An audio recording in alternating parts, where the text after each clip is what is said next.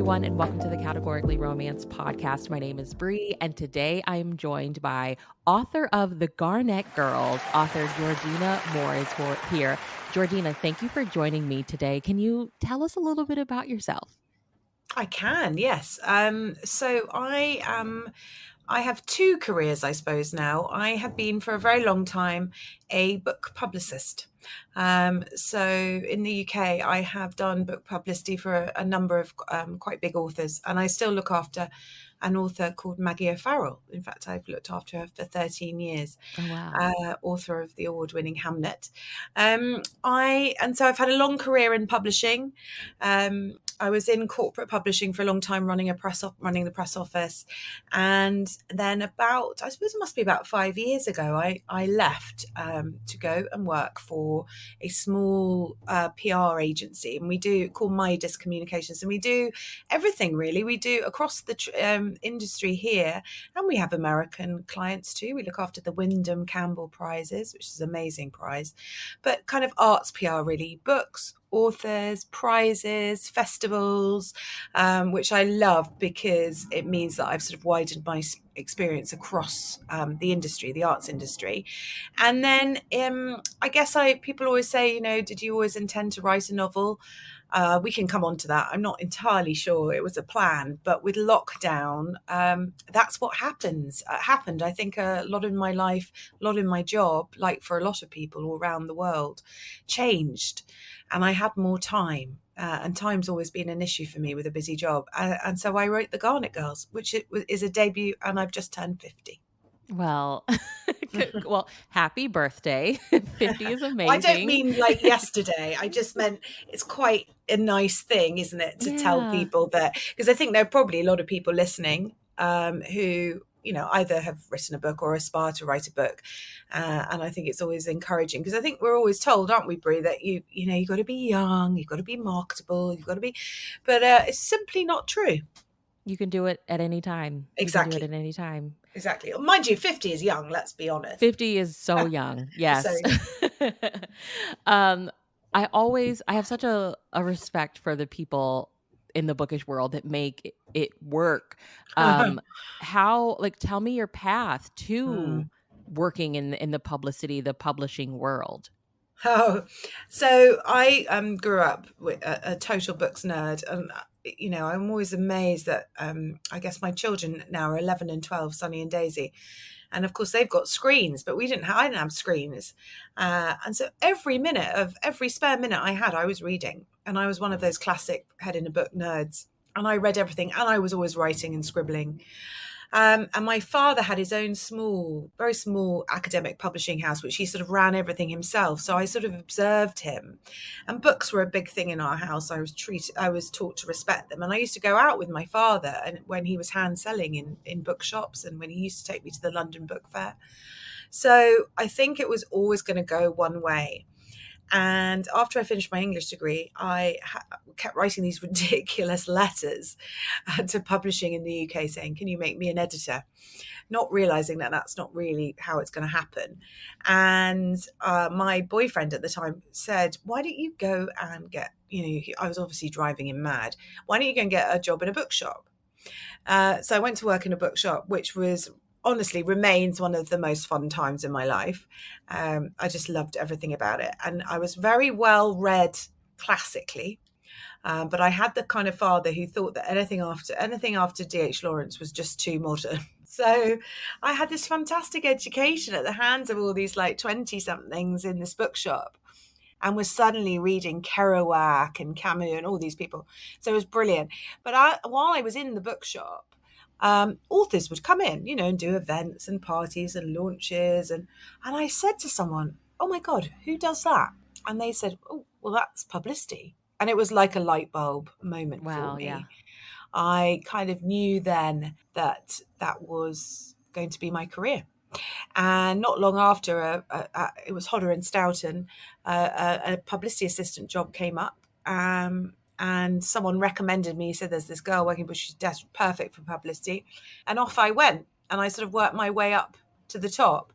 And in terms of, it's been an absolute dream job. If you love like if you love shouting about books and getting people to read books. I mean, I've worked on some I was lucky enough to work with Andrea Levy on her Small Island, which went on to sell millions and millions of copies and won so many prizes, and was an important book for its tale of the Windrush generation.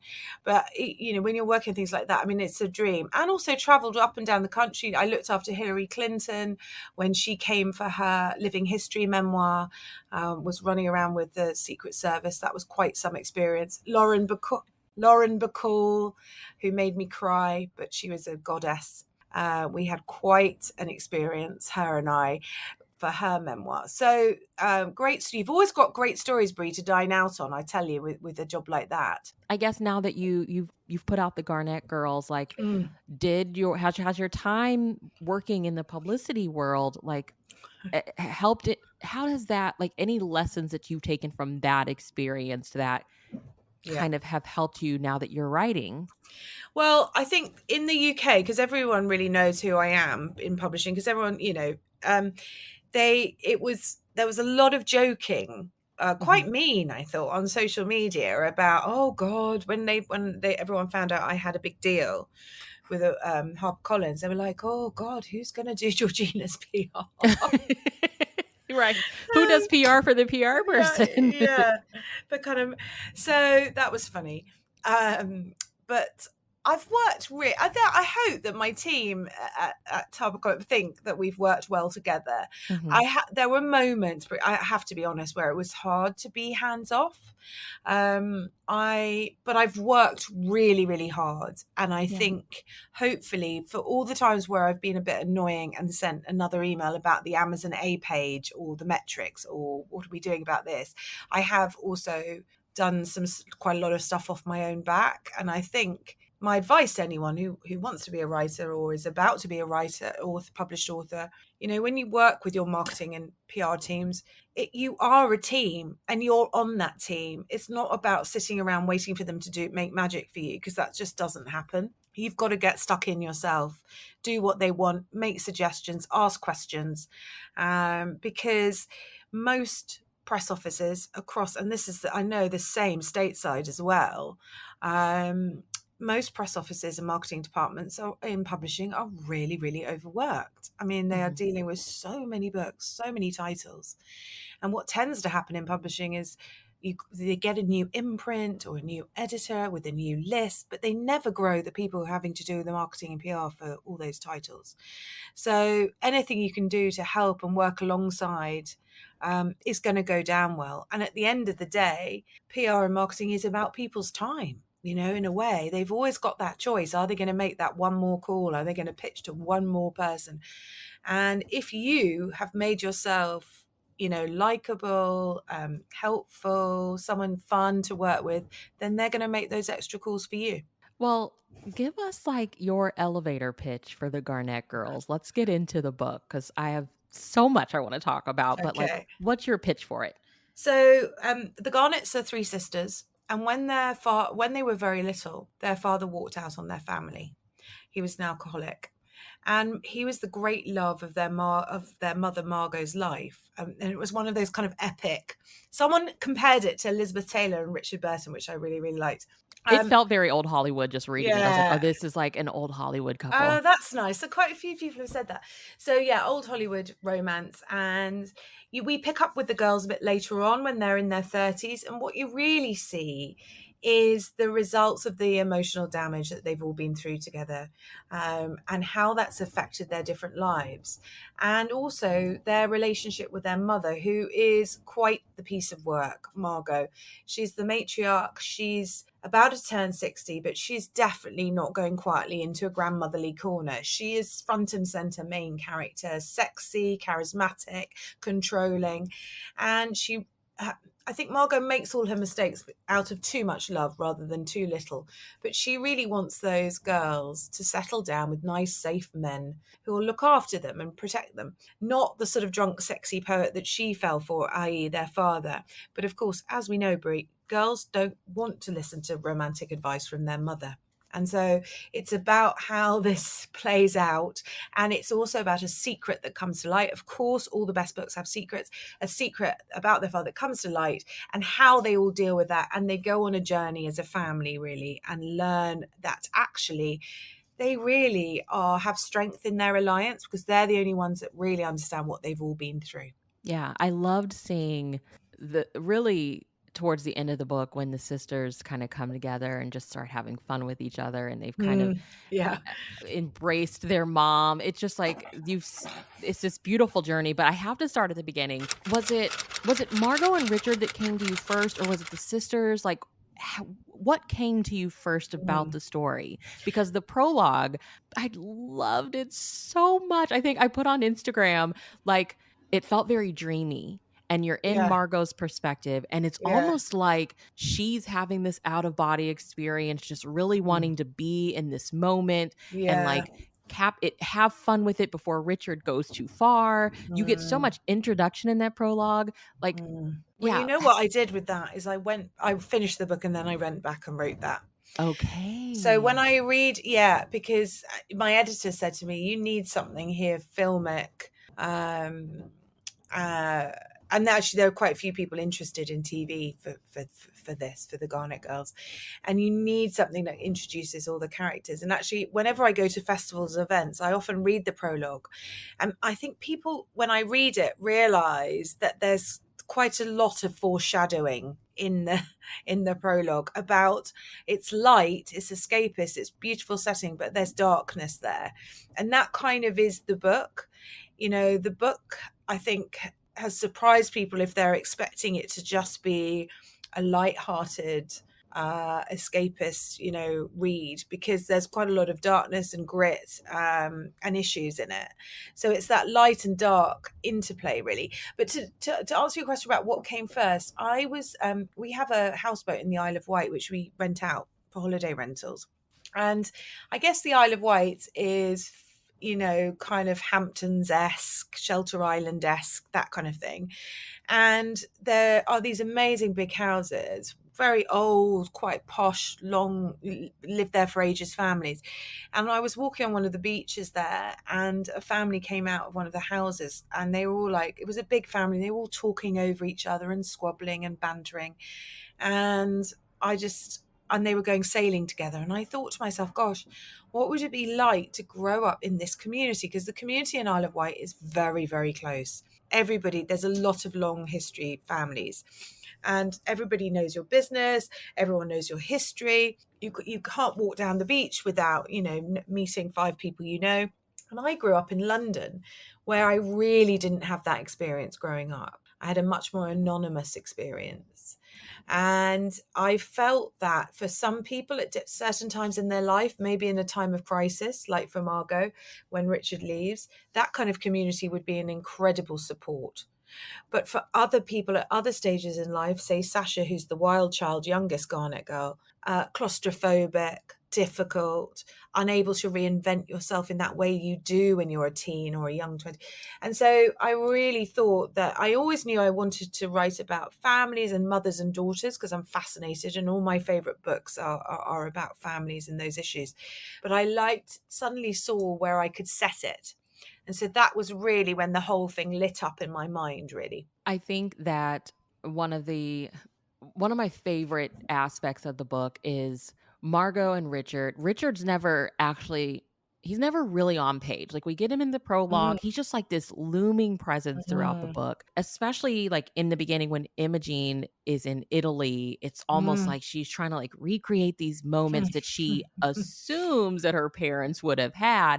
It is this like great love affair. And it's this, I think you captured like so beautifully how the end of a relationship, like the ripple effect. So can you talk about writing that aspect of the book? Like, because Margot really goes through it, and we slowly see how it affects each girl, and then we see them become the women that they are. So like, can you talk about like the start of like the idea of Margot and Richard and their relationship coming to a close, and like where you went from there? Yeah. So I think that I really wanted to explore this idea of what it would be like to grow up with very charismatic parents. when you're in the shadow of that, and also in the shadow of a great love, and also to think about what is a great love, and without giving any spoilers away, you know, this comes up at the end of the Garnett Girls. You know, was this a great love, or was it just two people who couldn't live together in the end? Yeah. You know, what is that idea of romance? You know, there are two sides to my personality when I think about it. There's the big romantic side that loves big Hollywood romance and everything to do with that. But then there's the other more cynical side that thinks that with some relationships, there just is a time limit on them, and that they run out of steam or they burn themselves out. Or so I kind of wanted to explore that, but with adding a layer of them, it being seen through their children's eyes, and those different girls having experienced it in different ways. So for Sasha, who really never knew her father, he is this kind of, she thinks he's this person that if he was in her life would change her life and make it better. Whereas Rachel, who was actually there when he was 11, when it all happened, was, you know, knows that, remembers him drunk, banging on the door, remembers the rows, remembers the foot, you know, remembers how upset her mother was. She really, really is happy to forget about him. And so I really wanted to show that, because I think that's true. I think we can all go. I'm really interested, and I'm lucky enough. Well, it's not always lucky, Brie, but I'm lucky to have a partner who's a psychotherapist. Which is good if he's not psychotherapizing me for free when I don't want to be.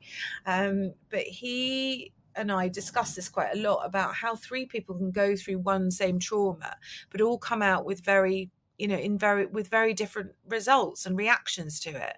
And you see that in the way they've chosen their men.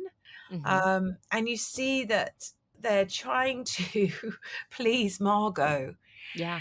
But actually, you know, I think there's this, I can't remember where it was, but I think it's Imogen, isn't it, who realizes that she's trying to settle for someone the reader knows is just not right. Perfectly lovely. Someone said to me the other day, oh, I feel so sorry for William. And I was like, I know. And he will find a really, really nice girl who'll treat him really, really well. When he said, on page 21, I underlined, and he said, we're a bit too old to be romantic. I was like, oh no, he's not the one, Imogen. He's not the one.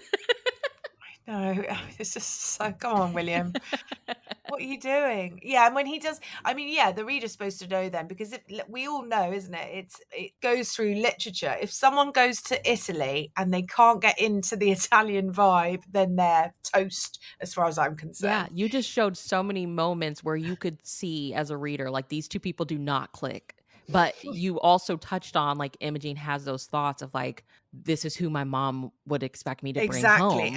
And he's not, you know, he's a nice man. And actually, I remember feeling really sorry for him when he tells her he's ill, and they have that terrible scene where she wakes up and the radiators come on, and she can smell the roast dinner from last night, and she just knows that she's got to let him go because it's not fair on him. But Imogen has that moment where she realizes that actually maybe she does want the high drama. And of course, as we know, we can't say too much because it's a spoiler. She does really, really go for some high drama in her life as a reaction. She does. So I do believe in this, not just because it's my own experience that I certainly growing up made a lot of decisions romantically just to get a reaction. Definitely. So I definitely understand about that. And I've seen people do that. I think our romantic choices are so tied up with, as you so well put it, the ripples of the past, the you know, what happened with our parents, and the stories that are passed down.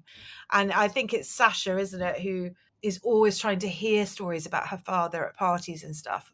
And there are these wonderful stories that she sort of because of course it's made worse by the fact that Margot won't talk about him.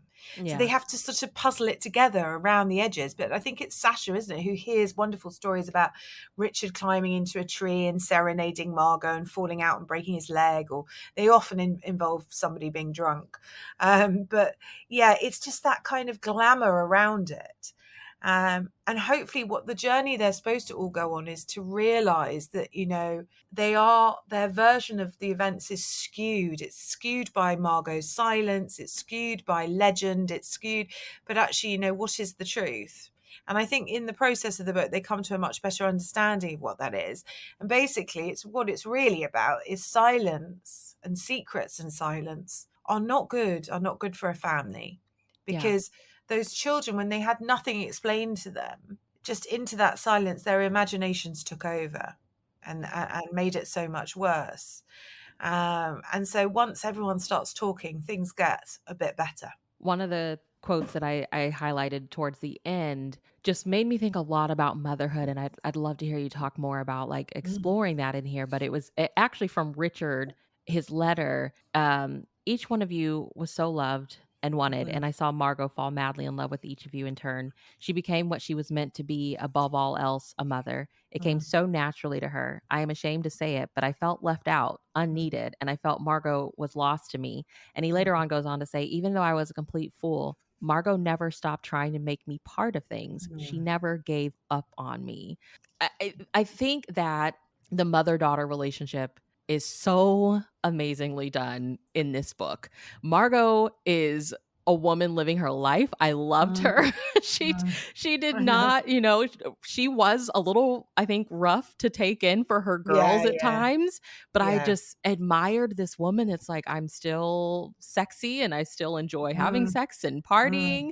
Um, can you talk about like the exploration of the mm. relationship between Margot and her daughters, and especially like specifically when you sat down to kind of get to know them as characters, like how did they present themselves Mm. to you? Yeah. So just quickly on Margot, I really wanted to write an old. I hate to say it because it's a cliche, but a woman of a certain age, because women here in the UK and with you in the US, they are responsible for, I think it's 80%, 40 to 70-year-old women are responsible for something like 80% of fiction sales. Hmm. And yet, where are they in books? Yeah. Where are they? Anyone over 40 is suddenly sort of discarded in a corner, knitting I mean, it's just intolerable, really. So that purposely started out with that in mind, that I was going to have an older female protagonist who was really the main character. And then as I was writing the girls, because being 50, but I still in my head, I'm still 32. That seems to be the age I've stuck at. I love it. Okay. So soulfully and spiritually. And people will tell you that I'm like that. That's what I'm like.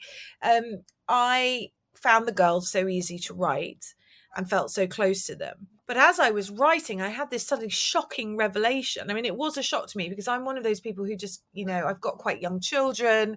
I'm busy. I've got a job that surrounded by young. I don't really think about my age at all. And so when I was writing it, I was suddenly thought, oh my God, I'm closer now in age to Margot than I am the girls. And it was a real shock to me because I was like, that doesn't feel right. But then I think it really worked because it made me able to write Margot, basically, Hmm. because 10 years really isn't that far away. And I thought to myself, am I going to stop being interested in parties and going out and fashion and all the things that I love 10 years from now? No. And someone said to me, no, you'll probably be much worse. And so that made me understand Margot. On the mother-daughter thing, I'm interested in this idea that you get stuck in a role in a family Okay. and Yeah. you can't break out of it. So there's the clever one, the pretty one, the sensible one, and it I doesn't matter. totally related to Rachel Yeah. because I'm like, I'm the oldest. I'm Oh the yeah, oldest me one. That's too. a role. Me too. And so I really wanted to show you how, whatever age you are, you're still sort of playing that role because that's the way your parents treat you. And I think the other thing I wanted to explore with the mother-daughter relationship was how different it could be for each one of them, how different it felt. So I know this from my relationship with my mother and comparing it to my sisters. We've been on such different journeys. We've started at different points and we've ended up at different points. And the relationship is always evolving. And I think one of the things that I've sort of had to come to terms with is that you never have this moment as a mum or as a person or as a woman. You never have a moment where you suddenly go, oh, I'm a grown up now. I mean, and Margot is that epitomizes how I feel about that.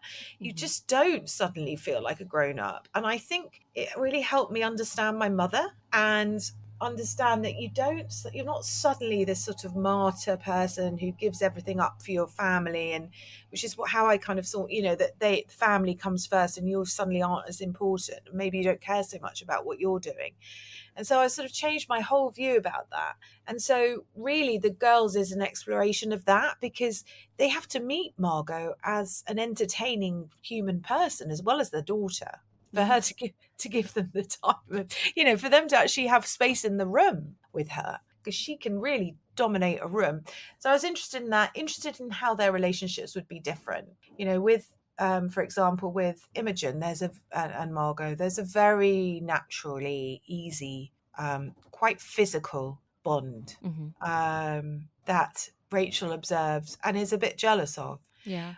But Rachel puts it best really when she sees that actually she should be happy that she's got something that's in close to proximity. They've got to live and work side by side. Literally, Rachel is in the house that Margot used to live in and is still trying to live in, and she's made it work. They've come to some kind of partnership and way of working. And, that's as much to be admired as something that's much more kind of, natural. And so it's different for all of them, but very, very, very complex. And Margot says things that she doesn't think will be hurtful, but it is.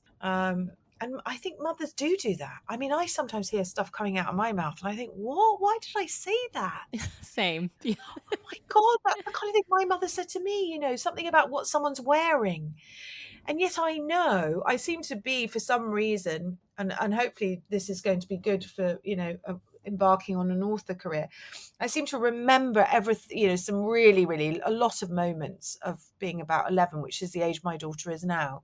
And I remember things my mother said to me that I never really forgot, Yeah.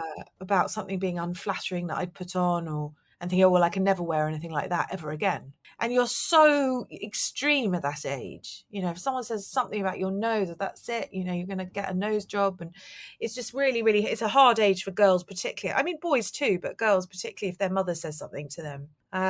And your mother's on a pedestal, even if you don't let her see it. There's been a couple of times with my daughter where she's acting like I don't, she's not listening, she doesn't care, my opinion doesn't matter. And then something will happen, a day later, and I'll realize that she's been in a mood ever since some throwaway casual remark I said. And you suddenly realize the power that mothers have over their daughters. Yeah, I have a 14-year-old girl, Mm. and I feel that a lot. Yes, so true. It's so true. And I think you have to try and keep it in mind that you do have that. And Margot starts to realize that, I think. She definitely goes on a journey, and she starts to realize, I think she says, doesn't she? I think Alice says to you, you're going to have to stop interfering, and you're going to have to I stop loved Alice. everybody loves Alice. Oh, I think people that, keep. like, I loved that. I mean, the time period, the scenes where Margot's like locked herself in her room, and Rachel, as the oldest daughter, has really had to step up. Like, she's feeding and taking care of her sisters. Um, it just, I think sometimes we have these reminders through stories like this that, like, our moms are human, and even though she is a mom, like you said, we put her on this pedestal, but like she still loved, and she still got her heart broken, and that is tough. Like, and I think we have this expectation, or this, like, society puts this pressure on us as women of like, well, you just have to carry on because you're a mother. And it's like, no, like I I'm really know. heartbroken to the point where she could not get out of bed for months, like just tucked away, dark, door closed, didn't want to talk with anybody. And I it know. was Poor hard to Margot. read, but I was like, this is so needed. I think we need that reminder that, like, it's okay to feel things. I think so, and I think she's such a proud person, Margot, that and I think a big part of how she feels about the Richard thing is that she's failed. I think she's thrown everything at it. Mm-hmm. I think she literally threw everything at it. You see that finally when we read Richard's letter, that he knew that she threw everything at it, to try and make it work. And being faced with, like, people who are faced with alcoholism, which is a disease which you can't do anything about. really, in a lot of situations, you can't be that helpful. It's really down to the other person, isn't it? Right. So I think that it's really just a failure. And so that makes her feel that she can't be a mother either. So what her going to bed is really about her just unable to think that she's got anything to give anyone. When you initially started the story, did you know we were going to do the letter at the end or no? No, I didn't actually. That sort of evolved. It felt to me like they needed to, the reader and the girls needed to hear Richard's voice, and that he needed to, that it was such a big thing what he'd done, that they needed to hear why, and the reader needed to hear why as well. And I think readers do seem to accept that, yeah, if you don't want to disappoint someone, and if you feel so disgusted with yourself, it is sometimes easier. And let's face it, I mean, I know a lot of people who've done this, gone off and done something completely new and reinvented themselves rather than face up to the damage they've done. And it's quite a male thing as well, let's be honest. That ability to compartmentalize. I always just think I'd be too exhausted. I don't know how I'd have time. But yeah, so the letter came as it evolved. And just to answer your question about where the characters are in the girls, I think that they started all of them with a touchstone of me at different stages. Okay. Because that was my way in to make them real. So I was a rebellious teen who ran as far away as I could get from home, like Sasha. And Imogen is that part. I think Imogen is the one that's most widely accessible to people. People often say, "Oh, I've been through that period in my life too, where you're drifting and and you just can't take the reins of your life." It's a very 20. I mean, she's a bit old for it. But it's it is quite an early 30s, it's a 20 something, early 30 something, where you're sort of in a rut and things have got to change and you can't do it. And a lot of people identified with that because it's also quite arty, because she's you're creating art, and really that leaves you exhausted for doing anything in your own life. And then Rachel, was me at a later stage, trying to have it all: kids, career, please everyone, please your mother, do the house. So there's a touchstone of me at different stages in all those girls. And then I always used to go to events, Brie, and I'd hear authors saying, oh, and then the character went off and did this. And I think, really, did they? Or were you just making that up? But as I was writing the Garnett Girls, that's really what happened. The girls went and evolved and became these people. And to me, they're real now, and they're sort of off there. And as you know, I've left. Well, there's certainly room to revisit them at some point. I hope you do. Because Rachel with the marriage, there was some, you threw a wrench in there with her marriage, and I was like, no, don't do this to Rachel. She's been through so much already. I've had so many messages from people saying, do you think Gabriel did something bad? Because I think people really like Gabriel, actually. We loved Gabriel. Yeah, yes. I think I don't know. I mean, my personal view is he probably didn't do that much. The worst thing he did was not telling her. Yeah. But it's very hard, I know, because I also am with a psychotherapist. You can't talk to your partner about anything. It's all confidential. So you get into that habit of keeping secrets. Yeah. So in a way, I didn't spell that out because it's not Gabriel's story, but in a way I understand why he doesn't tell her that something's got out of control, because he's just not used to talking to her about anything to do with client. I have to ask you about Sasha's situation. Sasha's like gorgeous and strong, and it was like, check on your strong friends because you never know what they're going through. Like, that's the only way that I can put it with Sasha. And I'm like, Georgina, where did this come from with Sasha? She's really going through it, and nobody would know. But then she has these scenes where she's kind of like acting out, and it's almost like this cry for help, but I'm not going to say anything. I know. I feel Phil came in a lot darker than I was expecting him to be. I mean, I've had, like a lot of people, I've had controlling boyfriends, but he did come out pretty dark. But I really love Johnny, and Johnny knows that family, and Johnny really, really likes Sasha. So I'm just really hoping that that's going to go the right way for those two, because sometimes the best relationships come out with two people who've got baggage, because they know where they are, they've been through some stuff, they, you know, take each other at face value, there's no pretending. So I feel like it could all be good for Sasha in the future. Well, I have a couple of random questions I want to throw at you before we Go. get off here, if it's okay. Yeah. First off, you said 32, like that's your age mentally. What Yeah. was it about 32? What was it about it? I'm 36 right now, and I feel like I'm 17, Yeah. eternally 17, but I'm I, like, I hope that changes I with just think age. it. Yeah, I think it's just early 30s were really fun. If you ask everyone, I've sort of done everything all the wrong way round. So I settled down in a serious relationship like at 18, very similar actually to Sasha, and then so sort of missed out on university and stuff because I was doing proper like coupley things and living with someone and going to nice restaurants and stuff. So then went through all my drama and was, 32 is a good example. I had a big disposable income. I was quite a young director in publishing. I was in and out of the Grouchy Club. I was having lots of emotional nightmare dramas with various people, living my best life, having a lot of fun. And so in a way, there's part of me that's always that, whatever else has happened to me, and how I settled down and everything. So it's that really, that's what I mean. I find it easy to tap into that woman that I was at that stage. I love Um, that. I love that. so that's what helped me with those Garnett girls to be that age. Yeah. I read on your website that one of the authors you grew up reading and loving was Daphne Du Maurier, and Rebecca is one of my all-time favorite books. What's your favorite by her? Ooh, I mean, it probably does need to be Rebecca. I do love Frenchman's Creek I love Frenchman's Creek. and Oh Jamaica gosh. Inn. In fact, but Rebecca is. I mean, Rebecca is just. I think what I really want, if I look at the people who sort of inspired my writing, someone said to me, because you don't really know what you're doing when you're a debut writer, you don't know what kind of writer you're going to be.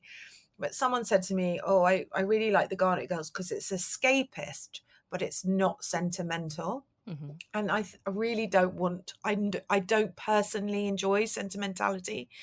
I get quite irritated with it. And so I was so pleased because I don't see why, you get a lot of description of genres and you get stuck in pigeonholes in publishing. Are you commercial? Are you this? Are you family saga? And I love to be family saga, love to be commercial, want all that. But I think you can be escapist and take somebody places and do beautiful, glamorous settings without, you can also be gritty and real. And doing the two is important to me. And that is really what's at the heart of the appeal of Rebecca. I mean, no one can ever forget the kind of drive up the gates to Mandalay and the description of the house and the mood. It's a whole mood. I mean, I can actually, someone said to me today that a lot of people have compared my book to The Shell Seekers by Rosamunde Pilcher. And someone said to me on Instagram, they said, oh gosh, when I was reading the Garnett Girls, it took me back to the feeling I had of the age I was when I read The Shell Seekers. And Oh. I know, which is really, I mean, like, I'm going to put that somewhere to remind me when I'm struggling with my writing. But with Rebecca, that is such a kind of that sort of slightly gothic but glamorous, the details of the house and the china figurines and the sea and the cliffs. It's a whole mood, isn't it? Yeah. And But Mrs. then, Danvers. oh, I love Mrs. Danvers so much, and I always just think of those billowing curtains when she finds her in that room. So Yeah. that combination of some what people might think is high drama, kind of really really full on kind of dramatics, isn't it? Going on, people jumping out of cars and secrets and bodies, and I mean that's but just beautifully done and with this wonderful mood. So yeah, no, she's a massive inspiration. And also there's an author, I don't know how well known she is stateside, but she's called Mary Wesley. Okay. And she wrote quite a lot about what we would call posh people behaving badly. She wrote a book called The Chamomile Lawn, which is all set on a house by these cliffs over the sea. And they're all really, it's a family and they're all, running around getting into trouble. So she was an inspiration as well. Rosamunde Pilcher. And also Elizabeth Jane Howard, who I love, the Cazalet Chronicles, which is about a family. But I was lucky. I mean, I think because I was in lockdown, felt slightly removed from publishing at that time. And so in the end, rather than trying to read the market or write a book for the market, there wasn't really any market. The market was gone. It was a mess. I just ended up writing the kind of book I love to read. I love that. I just pulled up Mary Wesley, and the first book that popped up was The Chamomile Lawn. Yeah. So, Oh, it's amazing. Yeah, it's such a great book. Such a great book. so tell me, like, is there anything that you've read this year that you really enjoyed reading? This year, oh God, that's such a difficult question because I read about a book a week. I really like, there's a book called This Family by Kate Sawyer. It's published by Hodder and Stoughton. I really love her. I love the book I love. I didn't read it this year, but the book I love, and I'm just waiting for the TV or is it film, is the Most Fun We Ever Had, the Claire Lombardo. Oh my God, can I just tell you, that is just so brilliant. And there's TV coming, or TV or film or something, Claire Lombardo. I'm just looking to see The Most Fun We Ever Had. Yes, she's an American writer. Okay. And she was longlisted for the Women's Prize. Kate Sawyer, This Family. I'm trying to think what else I've read that's really, really good. Quite a lot of stuff that's not out yet. I really liked the, what was it called? My trouble is I can't remember anything. Well, you read a book a week, so it's I bound to know. happen. Do you find that you it literally, you read something and then you're like, oh, I like the Cleopatra and Frankenstein by Coco I've been and wanting to Mellors. get my hands on that Yeah, one. yeah, Yes. that's really, really good. Yeah, lots of things at the moment, but it's all quite female dominated. The new Maggie O'Farrell is brilliant. The Marriage Portrait, that's been shortlisted for the Women's Prize, and that's fantastic.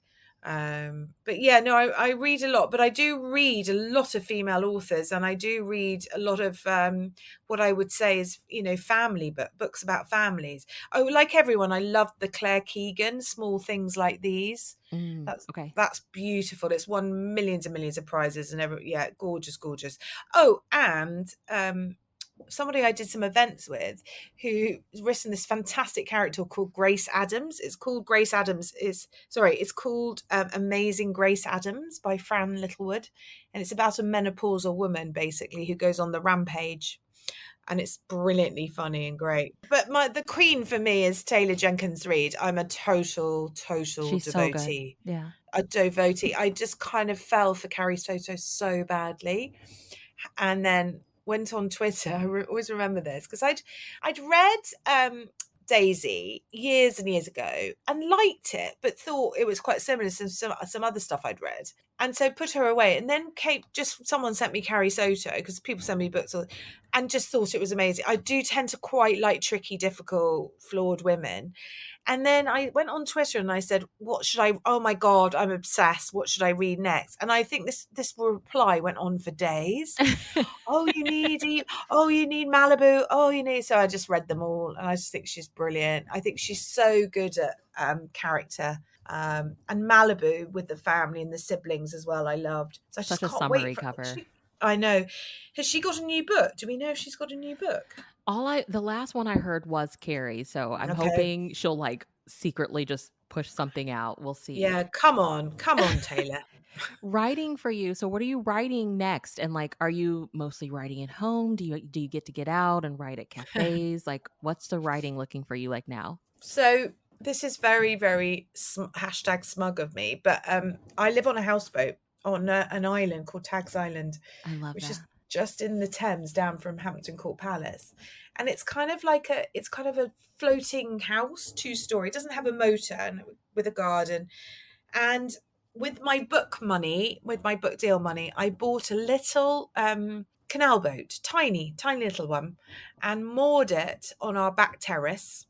And I've turned it into an office and I'm in it now, and it's creaking a bit. It's windy here today, and it's called Betsy because my daughter named it for me, and it overlooks the weir, and it's probably the most perfect place on earth. I mean, I find it hard to think there's a better place to write. And it's also perfect because I am writing a book set on a houseboat island. Oh, I cannot wait. So I I got a lot of people, very kind people, say to me that they loved the setting of the Garnett Girls, and that you could feel the sort of longing for it. Yes. And I realized that I was going to be able to do good setting if my heart was in it. And so obviously I live here and I love being on the river, and it's a big part of my life. So I'm writing a book called Walnut Tree Island. I'm so excited. Please keep writing these books, these escapist books. You're I have welcome. reread like parts of the Garnett Girls like over and over again. I highlighted Oh, that's so so much. nice. And yeah, I could feel like I felt like I was at this beach with them, like this Oh, summer good. getaway. It was great. So, can you share with everybody where they can keep up with you online? Yes. So I'm at Publicity Books on Twitter, which throws everyone off, but I've got quite a big following on Twitter as a book publicist, so I haven't changed that name yet. So at Publicity Books, and then on Instagram I'm at Georgina Moore Author, and then I have a website, georginamoore.com. So that's where they can find me. I'm also on TikTok, but my children are running my TikTok account, so I have no That's the idea best. That's the I best way to went do to it. I went to the Hay Festival, and I took them because it was half term, and I think they were sort of determined not to be impressed. But then they were quite impressed, as like Margaret Atwood and Dua Lipa and all these people were walking around, and so Sonny was taking like pictures of me and doing a reel. Oh gosh, I I love know, that. and using it for TikTok. So that was quite funny. So God knows what's going. I haven't dared look. They know what they're doing, so I feel like you're Yeah, in good hands. exactly. Hope so.